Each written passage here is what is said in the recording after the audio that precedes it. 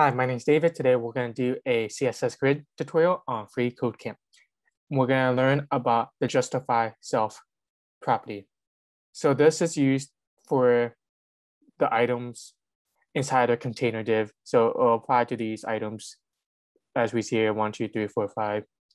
And by default, when we have these items inside of the container, you see these items, the only property they have, CSS property they have is a background color. They don't have any width or size.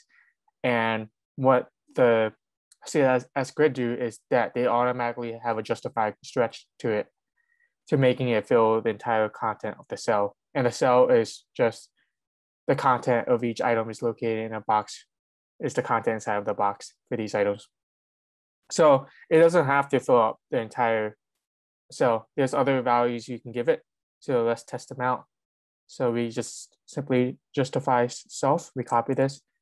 And for this exercise, we want to look at the item 2. So here, item 2. And let's see what we can do. We can do start.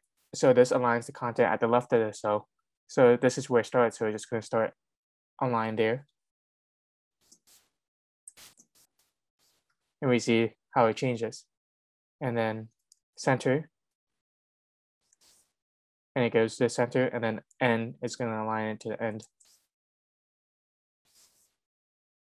And this is the default value if we don't have a justify self or stretch of how we had it originally. So for this example, they want us to give it a property of center. So we just copy this, paste it here, and then center. And that'll be it. Thank you so much.